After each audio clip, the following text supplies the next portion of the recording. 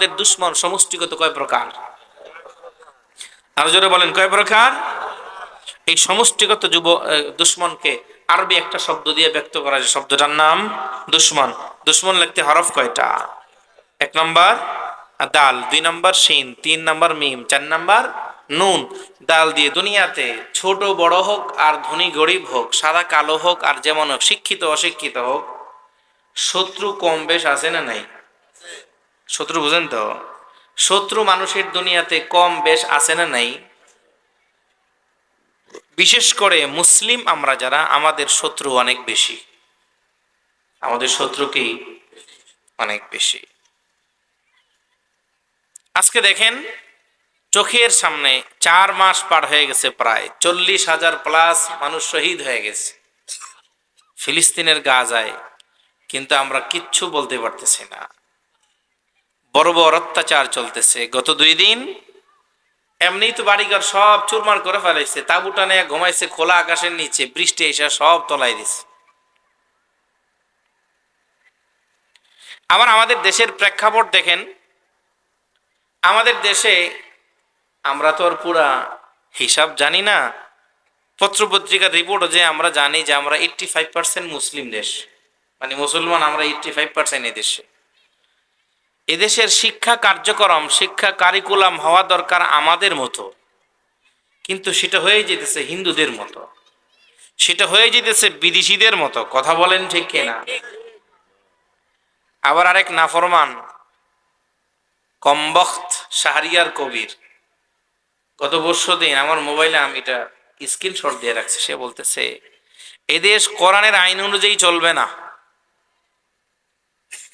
কিছু মৌলবাদী উগ্রবাদীরা শরীফ শরীফা নামের গল্পকে পাঠ্য বই থেকে বাদ দিতে চায়।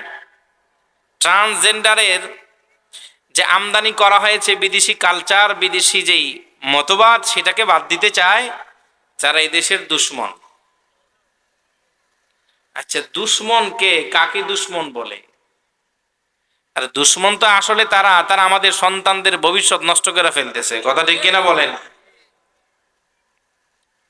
এখানে যারা আছেন, আমার বাবার বয়সী, আমার চাচার বয়সী যারা আছেন, স্কুলে আপনারা যখন পড়েছেন, তখনকার আদব আখলাক, পড়াশোনার মান কোয়ালিটি কেমন ছিল, আর এখন কেমন? এখন পড়াশোনাই নাই। এটা তো সপ্তম শ্রেণীর শরীফ শরীফার গল্প, ইতিহাসও এই যে বিজ্ঞান বইয়েতে। আর নবম শ্রেণীতে বাচ্চাদের শারীরিক গঠন, মেয়েদের কেমন ছেলেদের কেমন, এমন ভাবে ঢুকায় দেওয়া হয়েছে যে তাদের মনে জিনার প্ররোচনা এমনি আসবে। এর অর্থ হলো যে আমরা মুসলিম একটা কালচার নিয়ে দেশে কেন বাঁচতে চাই, এটাও তাদের বরদাস্ত হয় না। ভাইজারাম, এই জন্য মুসলিম আমরা যারা আছি, আমার আলোচনার মধ্যে আসি, আমাদের দুশ্মন কম না বেশি? আমাদের শত্রু সংখ্যা কম না বেশি? বেশি। মুফাসসিরিন ইকরাম লেখেন, মুসলিমদের শত্রুকে সমষ্টিগতভাবে বিচার করে, যাচাই করে, গবেষণা করে পাওয়া যায় যে মুসলমানদের শত্রু 4 প্রকার। কয় প্রকার? মুমিনের শত্রু কয় প্রকার? তাফসীর শুনতে হলে সাথে সাথে প্রশ্ন করলে জবাব দিতে হয়, কারণ এটা স্বাভাবিক মাহফিলের মতো না যে আমি একবার ইরান, একবার তুরান, একবার দিল্লি, একবার ঢাকা, এরকম আমি আসা যাওয়া করতে পারবো না। এটা আমার অভ্যাস নাই। একটা বিষয় যেহেতু নিয়ে বসছি, আমি তার উপরে আলোচনা করব, আপনাদেরকে জবাব দিতে হবে। এবং এটা যদি আমরা এইভাবে করি, এটা একটা ক্লাস, দরস ক্লাস, বুঝেন তো? এটা কোরআনের ক্লাস। এখন নবীজি বলেন, এখানে যদি আমি আপনি আমলের নিয়তে বসতে পারি, তাহলে প্রত্যেকটা মুহূর্ত থানভী রহমতুল্লাহ আলাইহির মালফুজাতের মধ্যে আসছে, আমি আপনি এখানে যতক্ষণ বসে শুনবো আমলের নিয়তে এবং এটাকে ক্লাস মনে করব, নবীজির এক হাদিস বলে 60 রাকাত নফল নামাজ পড়ার চাইতে উত্তম। আর থানভী বলেন, কিয়ামতের ময়দানে বান্দার আমল নামা যখন মিজানের পাল্লায় ওজন দেওয়া হবে, তখন আজকে আমরা যারা এখানে বসেছি আমলের নিয়তে যা শুনতেছি আমল করব, এই এরাদায় আমার আপনার বসার কারণে এখানে 1 ঘন্টা 1.5 ঘন্টা বসে যতগুলা শ্বাস ভিতরে নিছি আর অক্সিজেন গুলা বাহিরে বের করছি, এই শ্বাস প্রশ্বাসের এক একটার বিনিময়ে আল্লাহ তাআলা তাদের আমল নামায় কিয়ামতের ময়দানে সুলাইমান পয়গম্বরের সিংহাসনের যা মূল্য ছিল তার চাইতে বেশি মূল্যের সওয়াব আল্লাহ দিবেন। এই জন্য আলামা ইকরাম বলেন যে মুমিনের শত্রু সমষ্টিগতভাবে চার প্রকার। কয় প্রকার? সবক শুরু এখান থেকে, আমি জিজ্ঞেস করব মাঝে মাঝে। চার প্রকারের শত্রুকে আরবি একটা শব্দ দিয়ে একসাথে বলা যায়, শব্দটার নাম দুশমন। শব্দটার নাম কি? দুশমন। দুশমন লিখতে আরবি হরফ চারটা দরকার হয়। কয়টা? চারটা। প্রথম হরফের নাম দাল, দ্বিতীয় হরফের নাম শিন, তৃতীয় হরফের নাম মিম, চতুর্থ হরফের নাম নুন। এবার বলেন সমষ্টিগতভাবে মুমিনের দুশমন কয় প্রকার? আবার বলেন কয় প্রকার? যে হরফ দিয়ে একসাথে সবগুলা বলা যায়, হরফ যে বাক্য দিয়া বলা যায়, যে শব্দ দিয়া ব্যক্ত করা যায়, শব্দটার নাম দুশমন। শব্দটার নাম দুশমন লিখতে কয়টা হরফ লাগে? প্রথম হরফ, প্রথম হরফ, দ্বিতীয় হরফ, তৃতীয় হরফ মিম, চতুর্থ হরফ নুন। এতটুকু মনে থাকবে? মাশাআল্লাহ। এবার দাল দিয়ে দুনিয়া, দাল দিয়ে দুনিয়া, বলেন দাল দিয়ে দুনিয়া। শিন দিয়ে শয়তান, শিন দিয়ে শয়তান। মিম দিয়ে মখলুক, মিম দিয়ে মখলুক। নুন দিয়া নফস, নুন দিয়ে নফস। কেউ যদি এই এই এই কথাগুলা, এই চার পাঁচটা কথা মনে রাখে এবং সেটা মনে রেখে চলে, দুনিয়াতে কিচ্ছু লাগবো না আর। এত বেশি ওয়াজ নসিহত শোনারও দরকার হবে না। এটা সামনে রাখবে, ইবাদত করবে, আল্লাহর হুকুম পালন করবে, জান্নাতে চলে যাবে। সুবহানাল্লাহ। তাইলে আবার বলেন আমাদের মুমিনের শত্রু সমষ্টিগতভাবে কয় প্রকার? একটা শব্দ দিয়ে ব্যক্ত করা যায়, শব্দটার নাম, হরফ লাগে কয়টা? প্রথম হরফ দাল, দাল দিয়ে দুনিয়া। দ্বিতীয় হরফ শিন, শিন দিয়ে শয়তান। তৃতীয় হরফ মিম, মিম দিয়ে মখলুক। চতুর্থ হরফ নুন, নুন দিয়ে নফস। এতটুকু মনে থাকবে তো ইনশাআল্লাহ। এবার আমার তেলাওয়াতকৃত আয়াতে আল্লাহ প্রথম দুশমনের কথা বলতেছেন। وَضَرِبْ لَهُم مَّثَلَ الْحَيَاةِ الدُّنْيَا كَمَاءٍ أَنزَلْنَاهُ مِنَ السَّمَاءِ।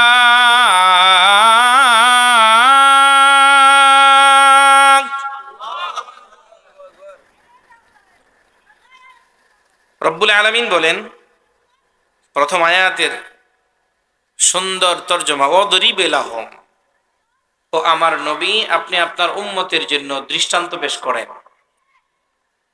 আল্লাহ কাকে বলতেছেন? তার রসুলকে বলতেছেন। ওয়াদরিব লাহুম, এবং আপনি দৃষ্টান্ত দেন, উদাহরণ দেন। লাহুম আইলি উম্মাতিকা, আপনার উম্মতের জন্য। মাসালাল হায়াতিদ দুনিয়া, দুনিয়ার জীবনের উদাহরণ, দুনিয়ার জীবনের সাদৃশ্য কেমন? কয় কামাইন, ওই পানির মতো। আনজালনাহু মিনাস সামা, যেই পানিকে আমি আসমান থেকে বর্ষণ করি, তথা বৃষ্টির পানির মতো। দুনিয়ার জীবন কিসের মতো? বৃষ্টির পানির মতো। আল্লাহ তাআলা বলেন ফাখতালাত বিহি, বৃষ্টি যখন বর্ষণ হয় পানির সাথে মিলে, মাটির সাথে যখন পানি মিলে, ওটার সাথে মিলে নাবাতুল আরদি, জমিন থেকে তরু তাজা সবুজ শ্যামল উদ্ভিদ গজায়। গজায় না?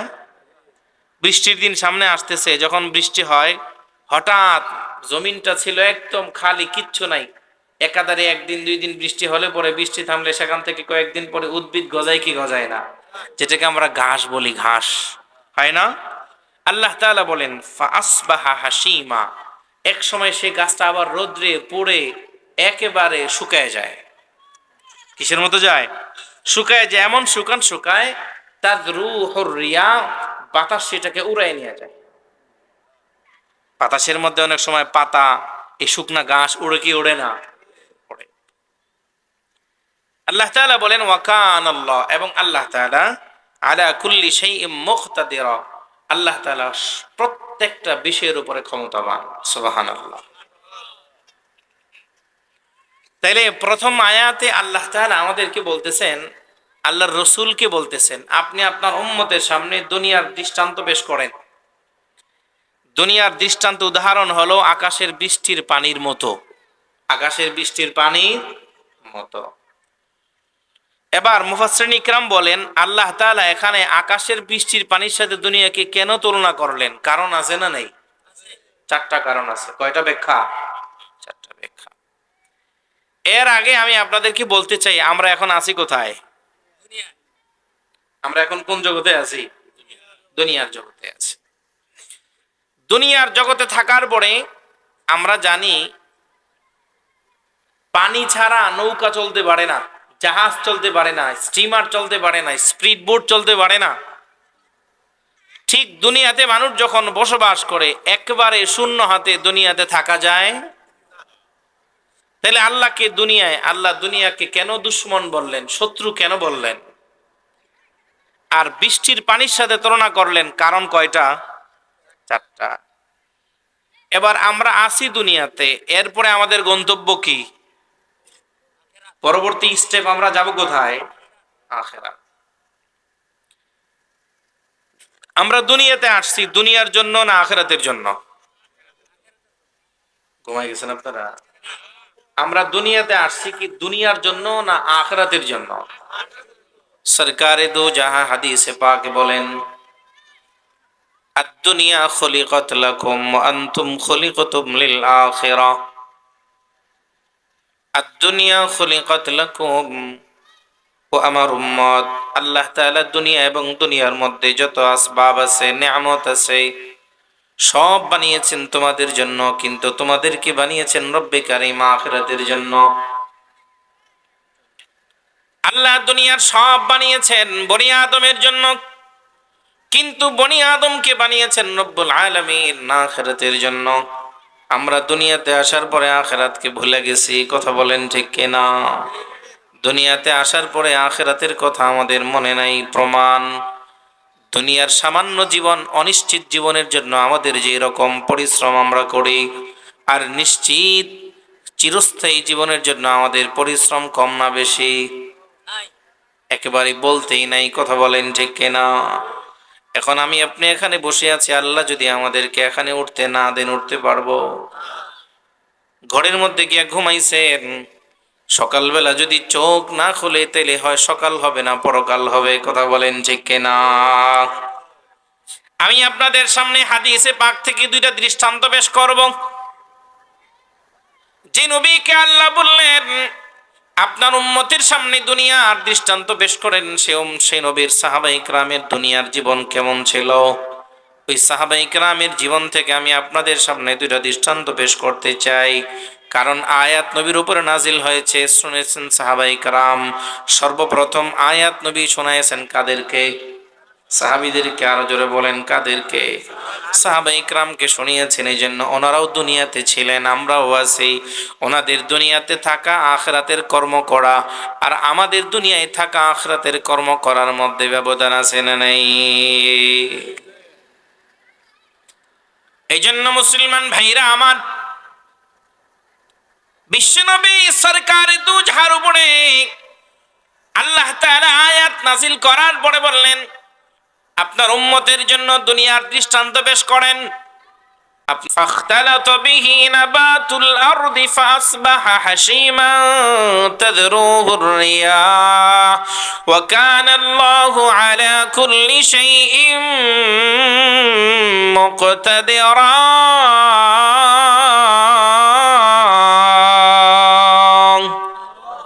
আল্লাহ তাআলা বলেন আমার হাবিব আপনার উম্মতের সামনে দুনিয়ার দৃষ্টান্ত পেশ করেন। দুনিয়ার দৃষ্টান্ত হলো আকাশের বৃষ্টির পানির মতো। কারণ বললাম কয়টা? আর জোরে বলেন কয় কারণ? এরপরের আয়াতে আল্লাহ তাআলা বলেন আল মাল ওয়াল বানুন, মাল এবং সন্তান, সম্পদ এবং সন্তান, জিনাতুল হায়াতিদ দুনিয়া, দুনিয়ার সৌন্দর্য। এটা কি? কারো যদি ঘরে সন্তান থাকে এটা ঘরের সৌন্দর্য, টাকা থাকলে এটা সৌন্দর্য, কথা বলেন ঠিক কিনা? টাকা থাকলে ঘর সুন্দর বানায়, গাড়ি একটা সুন্দর কেনে, সুন্দর পোশাক পরে, কথা বলেন না কেন? সম্পদ যদি থাকে তাহলে নিজেকে সুন্দর বানায়, আশপাশ সুন্দর হয়। সন্তান যদি থাকে তাহলে ঘর সুন্দর হয়। টাকা আছে সন্তান নাই তাহলে ঘর অন্ধকার, কারো চেহারার মধ্যে হাসি নেই, কথা বলেন ঠিক কিনা? আল্লাহ তাআলা বলেন আল মালু ওয়াল বানুন, সম্পদ এবং সন্তান জিনাতুল হায়াতিদ দুনিয়া, দুনিয়ার জীবনের সৌন্দর্য, কিন্তু এটা ক্ষণস্থায়ী। ওয়াল বাকিয়াতুস সালিহাতু, স্থায়ী নেক আমল, খায়রুন ইনদা রাব্বিকা, তোমার রবের নিকটে উত্তম হলো, সেটা হলো সাওয়াবা, সওয়াব হিসাবে, ওয়া খায়রুন আমালা, উত্তম আমল হিসাবে। নেক কাজ হলো উত্তম। বাকি বল বাকিয়াতুস সালিহাতু, কই যেই নেক আমল বেশি দিন থাকবে বা যেই নেক আমল অবশিষ্ট থাকবে। হযরত উসমান ইবনে আফফানকে প্রশ্ন করা হলো বাকিয়াতুস সালিহাত মানে কি? তিনি বলছেন বাকিয়াতুস সালিহাত হলো সুবহানাল্লাহ ওয়ালহামদুলিল্লাহ ওয়ালা ইলাহা ইল্লাল্লাহু আল্লাহু আকবার লা হাওলা ওয়ালা কুওয়াতা ইল্লা বিল্লাহ। পড়েন আমার সাথে সুবহানাল্লাহ আলহামদুলিল্লাহ আল্লাহু আকবার লা হাওলা ওয়ালা কুওয়াতা ইল্লা বিল্লাহ। হযরত উসমান ইবনে আফফান বলেন, এই আমলগুলা, তাসবিহগুলা যদি কেউ পাঠ করে, মানে সুবহানাল্লাহ অর্থ কি? আল্লাহ অতি পবিত্র, আল্লাহ অতি, সুবহানাল্লাহ আলহামদুলিল্লাহ সমস্ত প্রশংসা কার? আল্লাহু আকবার সবচাইতে বড় কে? লা হাওলা ওয়ালা কুওয়াতা ইল্লা বিল্লাহ, আল্লাহ তাআলার উপরে কোনো শক্তি নাই, সব কাজের মধ্যে আল্লাহ তাআলার শক্তি দরকার। এক কথায় আল্লাহ তাআলার সমস্ত ক্ষমতার আধার, সমস্ত ক্ষমতার অধিকারী আল্লাহ তাআলা। এই কথাগুলি যখন আল্লাহর কোনো বান্দা বলে, এই কথাগুলি যখন আল্লাহর কোনো বান্দা বলে, রব্বুল আলামিন বলেন ওয়াল বাকিয়াতুস সালিহাতু খায়রুন ইনদা রাব্বিকা সাওয়াবান ওয়া খায়রুন আমালা। বান্দা কিয়ামতের ময়দানে তুমি আশা করবে আল্লাহ আমার জান্নাত হোক, তুমি আশা করবে আল্লাহ আমার অনেক নেক আমল হোক। তুমি যদি দুনিয়াতেই তাসবিহগুলা পাঠ করো, কিয়ামতের ময়দানে আমি আল্লাহ তাআলার কাছে জমা হিসাবে তোমার অনেক বড় আশা হইয়া তোমার সামনে নেক আমলগুলা জমা হবে। সুবহানাল্লাহ। তাইলে আমরা এই তাসবিহগুলা পাঠ করব তো ইনশাআল্লাহ। এরপর আয়াতে আল্লাহ তাআলা বলেন, আমি খুব দ্রুত করতেছি, এরপরে আল্লাহ তাআলা বলেন উরিদু আলা রাব্বিকা সাফা, আল্লাহ তাআলা বলেন এবং তোমাদেরকে আমার সামনে, মানে তোমাদের রবের সামনে সারিবদ্ধভাবে দাঁড় করানো হবে। আমরা আল্লাহর সামনে কেমনে দাঁড়াবো? সারি মানে সিরিয়াল ধরে দাঁড়াবো, লাইন ধরে, মানে কোন উল্টাপাল্টা দাঁড়ানো যাবে? দুনিয়াতে যদি এমপি সাহেব বলেন লাইন ধরে দাঁড়ান, 1 লাখ টাকার চেক দেওয়া হবে, দাঁড়াবো কি দাঁড়াবো না?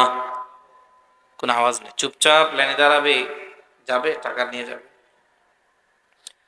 আল্লাহ তাআলা বলেন কিয়ামতের ময়দানে তোমাদেরকে লাইন ধরে দাঁড় করানো হবে। লাকাদ জিতুমুনা, আল্লাহ তাআলা বলবেন তোমরা ফিরে আসো আমার কাছে, কামা খালাকনাকুম, যেমন আমি তোমাদেরকে সৃষ্টি করেছি, আউয়ালা মাররা, প্রথমবার। বাল জামতুম, তোমরা মনে করতে, আল্লাহ না জাআলা লাকুম মাওয়াইদা, আমি আল্লাহ তোমাদের জন্য প্রতিশ্রুতি দিন রাখবো না, আমি আল্লাহ তাআলা তোমাদের জন্য কোনো প্রতিশ্রুতি রাখবো না। কিন্তু শুনে রাখো, মনে রাখো, কিয়ামতের ময়দানে তুমি যেতেই থাকো না কেন, যে আমল করো না কেন, যেভাবেই চলো না কেন, আমি আল্লাহ তাআলার সামনে সিরিয়াল ধরে লাইন ধরে দাঁড়াতে হবে। এরপর আয়াত রব্বুল আলামিন বলেন বউদিয়াল কিতাব, লাইন ধরে দাঁড়ানোর পরে আল্লাহ তাআলা বলেন আমল নামা দেওয়া হবে, হাতে নাও। কি দিবে? কথা বলেন, কি দিবে? রেজাল্ট, পরীক্ষার মার্কশিট। স্যাররা কি বলে, নে তোর মার্কশিটটা নিয়ে যায়, মানে কত নাম্বার, কোন বিষয়ে কত নাম্বার পেয়েছিস, দেয় কি দেয় না? স্কুল থেকে মার্কশিট দিয়া, এখানে স্কুলের সিল চাপ্পর থাকে, নে এটা তোর মার্কশিট, বাংলায় এত, ইংরেজিতে এত, বিজ্ঞানে এত, মেথে এত, কথা বলেন ঠিক কিনা? আল্লাহ তাআলা বলেন ওয়াউদিয়াল কিতাব, খুব ভালো করে বুঝেন শেষ আয়াত, কথা শেষ। আমি আপনি দুনিয়াতে ইবাদত করি, মাহফিল শুনি, তাবলীগ করি, দান করি, মাদ্রাসা করি, মসজিদ করি, সংসারের সময় দেই, আমি আপনি হজ করি, উমরা করি, যা কিছু করি, দাড়ি রাখি, টুপি পরি, নামাজ পড়ি, সব কিছু করি কিসের আশায়? আল্লাহ তাআলার কাছে ভালো একটা ফলাফল পেয়ে জান্নাতে যাব, কথা বলেন ঠিক কিনা? আমার রেজাল্ট ভালো হবে। কি ভালো হবে? আমরা এখন পরীক্ষার হলে আছি। কোথায় আছি? দুনিয়া এটা কি? আরো যারা বলেন কি? পরীক্ষা। আমরা পরীক্ষার্থী। আমরা কি? আমরা মরণ পর্যন্ত পরীক্ষার্থী। এবং পরীক্ষা দিলাম, রেজাল্ট কি আল্লাহ দিবেন না হাতে? তো রেজাল্ট যে আসবে সব কি ভালো আসবে? স্কুলের সব পোলাপান কি পাশ করে, না কিছু ফেল করে? কিয়ামতের ময়দানে ফেল করবে বেশি, পাশ করবে কম। কথা বলেন না কেন? ফেল করবে বেশি, পাশ করবে কম। মুহতারাম মুসলমান ভাইরা আমার, আল্লাহ তাআলা বলেন ওয়াউদি আল কিতাব, কিতাব দেওয়া হবে, প্রদান করা হবে। ফাতারাল মুজরিমিন, ফাতারা অতঃপর দেখবে, আল মুজরিমিন যারা অপরাধী তাকাবে, মুশফিকিন আতঙ্কিত অবস্থায়, আতঙ্কিত হয়ে, মিম্মা ফিহি যা তার আমলনামার মধ্যে আছে। তাকায় দেখবে রাত 2টা 3 মিনিট 10 সেকেন্ডে আমি অমুকের বাড়ির ডাব গাছ থেকে ডাব চুরি করে খাইছি, এটা লেখা আছে। কথা কন নাকে? আমার রাত 3টা 3:30 মিনিট 3:30টায় অমুকের বাগানের কি বলে পেয়ারা গাছ থেকে 10টা পেয়ারাকে নিয়ে আসছিলাম না বইলা, ওইটাও লেখা আছে। কথা বলেন না কে? আমি রাত 3টার সময় আমার রুমের মধ্যে দরজা লাগাই অনলাইনে অনেক খারাপ কিছু দেখছি, সেটাও লেখা আছে। এলাকার মুসলমান যুবক ভাইরা রে আমার, রব্বুল আলামিন তেলাওয়াতকৃত আয়াতের মধ্যে বলেন 5 নম্বর রুকুর শেষ আয়াতে আল্লাহ তাআলা বলেন ফাতারাল মুজরিমিন, অপরাধীরা দেখবে মুশফিকিন আতঙ্কিত অবস্থায়, মিম্মা ফিহি ওই আমল নামার মধ্যে যা আছে সে দেখে বলবে ওয়ায়াকুলুনা ইয়া ওয়াইলাতানা, ওয়ায়াকুলুনা ইয়া ওয়াইলাতানা, সে বলবে হায় আফসোস, হা আহ। পবিত্র কোরআনের আমি 9 জায়গায় পাইছি মানুষ কবরে যাওয়ার পরে, মাটির নিচে যাওয়ার পরে 9 জায়গায় আহ বলবে। কয় জায়গায়? এর মধ্যে জায়গা এটা একটা। কয় জায়গায় আহ বলবে? দুনিয়াতে মানুষ আহ বললে সেটাকে শুধরানোর সুযোগ আছে না নাই? বুঝেন তো? দুনিয়াতে কেউ 1 কোটি টাকা হারায় আহ চিৎকার দিয়ে বেহুশ হয়ে গেছে, আবার সে ইচ্ছা করলে 1 কোটি টাকা কামাই করতে পারবে কি পারবে না? কথা বলেন ভাই, পারবে কি পারবে না? কিন্তু পরকালে যাওয়ার পরে কেউ আমল নামে দেখে গেলে আহ, তখন আর কাজ হবে? কথা বলেন, তখন কোনো কাজ হবে? এটাকে আর শুধরানোর কোনো সুযোগ থাকবে? তখন সেই নাফরমান বলবে ইয়াকুলুনা ইয়া ওয়াইলাতানা, হায় আফসোস আমার জন্য, মালি হাদাল কিতাব, এটা কেমন কিতাব? মালি হাদাল কিতাব, এটা কেমন আমলনামা? লা ইউগাদিরু সাগীরাতান ওয়ালা কাবীরাতান ইল্লা আহসাহা, ছোট থেকে ছোট, বড় থেকে বড় যত নেক আমল আর বদ আমল আছে সব তার মধ্যে শামিল আছে, সব অন্তর্ভুক্ত আছে। দুনিয়াতে মানুষ যখন কোনো অন্যায় করে, অপরাধ করে, মানুষ মনে করে 4 কারণে আমার কেউ দেখে না, আমাকে কেউ কিচ্ছু করতে পারবে না, আমার চাইতে বড় কেউ নাই, আমার পাওয়ার অনেক বেশি, এই মনে করে মানুষ গোনা করে কি করে না? আল্লাহ বলেন তোরে কে দেখে না? দুনিয়ায় কেউ না দেখলো আমি দেখি। আল্লাহ দেখেন কি না? দুনিয়ার কেউ না দেখলো আমি দেখি। দুনিয়ার যেখানে পাওয়ার চলে না সেখানে আমার পাওয়ার চলে। তুই কিসের বড়? তুমি যদি একবার কিছু পানি 1 গ্লাস ঢুকাইছো, ছাড়তে না পারো, অথবা তোমার পিপাসা লাগছে পান করতে না পারো, তুমি শেষ, তোমার পাওয়ার শেষ। কথা বলেন না কে? কিয়ামতের ময়দানে বান্দা আফসোস করবে, ويقولون يا ويلتنا ما لهذا الكتاب لا يغادر صغيرة ولا كبيرة إلا أحصاها ووجدوا ما عملوا حاضرا, দুনিয়াতে যে সব অপরাধ করেছে সব তার মধ্যে উপস্থিত পাবে, সব পাবে সব। অন্য আয়াতে রব্বুল আলামিন বলেন وندع الموازين القسط ليوم القيامة فلا تظلم نفس شيئا وإن كان مثقال حبة من خردل أتينا بها وكفى بنا حاسبين.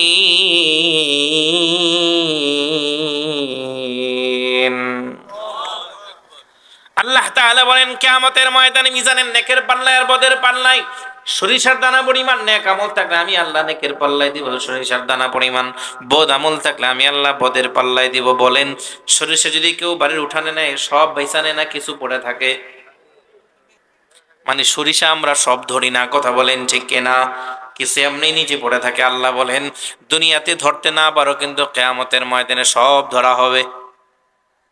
আহা, এই জন্য মুসলমান ভাইরা আমার, পর্দা নিশিন মা বোনেরা আমার, এই দুনিয়া পরীক্ষার হার আমল করার জায়গা। এখানে যদি আমি আপনি সময় নষ্ট করি, সময় ফিরে পাওয়া যাবে না, কথা বলেন ঠিক কিনা?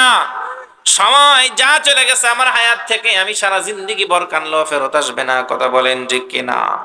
এই জন্য মুহতারাম, কিয়ামতের ময়দানে যদি আফসোস করতে না হয়, সেদিন বান্দা তাকায় দেখবে বাবা যেতু হুমা আমিলু হাদিরা, দুনিয়াতে যত আমল সে করেছে সব সেখানে উপস্থিত বিদ্যমান আছে, সব লেখা আছে, সব পঙ্কানুপঙ্কানুভাবে আছে। কোন সময় কোন কারণে কিভাবে কারে নিয়ে ঘুরছিল, সঙ্গে কে ছিল, একা ছিল না, দুইজন ছিল না, তিনজন ছিল, সব সেখানে লেখা আছে। কি করছে একেবারে তার সামনে ভিডিও ফুটেজের মধ্যে প্রকাশ পেতে থাকবে। আল্লাহ তাআলা বলেন ওয়ালা ইয়াজলিমু রাব্বুকা হাদা, আমি আল্লাহ কারো প্রতি সামান্যতম জুলুম করি না। মুহতারাম হাজিরিন, এই জন্য রুকুর মধ্যে আমরা যে কথাগুলি শুনলাম, এক নাম্বার, শুরু থেকে আবার সবক দেন, আমার আলোচনা শেষ। আমাদের দুশ্মন সমষ্টিগত কয় প্রকার? আরো জোরে বলেন, কয় প্রকার? এই সমষ্টিগত দুশ্মনকে আরবি একটা শব্দ দিয়ে ব্যক্ত করা যায়, শব্দটার নাম দুশ্মন। দুশ্মন লিখতে হরফ কয়টা? এক নম্বর দাল, দুই নম্বর শিন, তিন নম্বর মিম, চার নম্বর নুন। দাল দিয়ে দুনিয়ার আলোচনা চলতেছিল, শিন বাকি, মিম বাকি, নুন বাকি, অনেক অনেক লম্বা কথা এগুলাতে। মুফাসসিরিন ইকরাম বলেন কেউ যদি প্রথম দুঃশত্রু থেকে বাঁচতে পারে, প্রথম দুশ্মন দুনিয়া থেকে বাঁচতে পারে, সে শয়তান থেকে বাঁচতে পারবে, মাখলুক থেকে বাঁচতে পারবে, নফস থেকে বাঁচতে পারবে। আর যদি কেউ প্রথম দরজার মধ্যে ধাক্কা খায়, ও দ্বিতীয়টার মধ্যে খাবে, তিন নম্বরটার মধ্যে খাবে, চার নম্বরটার মধ্যে খাবে, মানে সে প্রত্যেকটার মধ্যে ধরা খাবে। এই জন্য প্রথমটা আমি আপনাদের সামনে বললাম যে প্রথম দুশ্মন থেকে যদি আমি আপনি বাঁচতে পারি, দুনিয়ার মাধ্যমে শয়তান আসে, দুনিয়ার মাধ্যমে মাখলুক আসে, দুনিয়ার মাধ্যমে নফস আসে। দুনিয়াকে যদি আমি আপনি জবাই করতে পারি, না শয়তান আসতে পারবে, না মাখলুক আসতে পারবে, না নফস আসতে পারবে। এই জন্য প্রথমটা অনেক ইম্পর্টেন্ট, অনেক গুরুত্বপূর্ণ। এই জন্য আল্লাহ আমাদের সবাইকে এই চার দুশ্মনের মধ্যে সর্বপ্রথম দুশ্মন দুনিয়া নামক দুশ্মন থেকে আমাকে আপনাকে বলনেওয়ালা শুননেওয়ালা সকলকে হেফাজত করার, হেফাজত হওয়ার, বেঁচে থাকার তৌফিক দান করুন, সকলে বলে আমিন। আমি আপনাদের সামনে হাদিস পড়ছিলাম, নবী আলাইহিস সালাতু ওয়াস সালাম বলেন আদ দুনিয়া ইন্নাদ দুনিয়া হুলওয়াতুন খাদিরাতুন, দুনিয়া সবুজ শ্যামল। দুনিয়া কি? মিষ্টি মিষ্টি। দুনিয়া মিষ্টি মিষ্টি না? দুনিয়া যত আসে ততই লাগে, কথা বলেন না কেন? আচ্ছা, টাকা কারো কাছে বিরক্তিকর না? টাকা আইলেই ভাল লাগে, না ঘুমেও ভাল লাগে, না খাইলেও ভাল লাগে, কথা বলেন না কেন? ঈদের আগের দিন রাত্রে সারা রাত দোকানদারি করে, ভাই ঘুমান না, চোখ লাল হয়ে গেছে, কজুর কথা কয়েন না, ব্যবসা করে সিজন চলতেছে। খাইছেন? কয় খাওয়া টাওয়া পরে, খামনে কালকার থেকে, বলে কি বলে না? কেন? তখন তার কাছে ইম্পর্টেন্ট কি, এখন ব্যবসা করতে হবে, টাকা আসছে। দুনিয়া ইন্নাদ দুনিয়া হুলওয়াতুন, দুনিয়া রাসূল বলেন মিষ্টি, খাদিরাতুন সবুজ শ্যামল, ওয়া ইন্নাল্লাহা মুস্তাখলিফাকুম ফিহা, আল্লাহ তাআলা দুনিয়াতে তোমাদেরকে খলিফা বানিয়েছেন। কি বানিয়েছেন? ফায়ানজুরু কাইফা তা'মালুন, আল্লাহ দেখতেছেন তোমরা কি করো সেখানে গিয়া। মিষ্টি পেয়ে আল্লাহরে ভুলে যাও, সেখানে সবুজ শ্যামল পেয়ে জান্নাতের সবুজতা বুঝে যাও, নাকি জান্নাতকে মনে রাখো, আল্লাহকে মনে রাখো, এটা আল্লাহ দেখতেছেন। জন্য মুহতারাম ভাই, দুনিয়া থেকে আমরা পরে আল্লাহকে ভুলে যাব, আখিরাতকে ভুলে যাব, কথা বলেন? আখিরাতকে ভুলে যাব। আল্লাহ যে কথাগুলি বললাম, আমি ছোট্ট মানুষ বলনেওয়ালা শুননেওয়ালা, আপনাদের সকলকেই, পর্দানিসীন মা বোনদেরকেও, যুবক ভাইদেরকেও এই দুনিয়া নামক ধোঁকা থেকে, দুশ্মন থেকে, বড় দুশ্মন থেকে বেঁচে থাকার তৌফিক দান করো। দিল থেকে বলি আমিন, আরো জোরে বলি আমিন।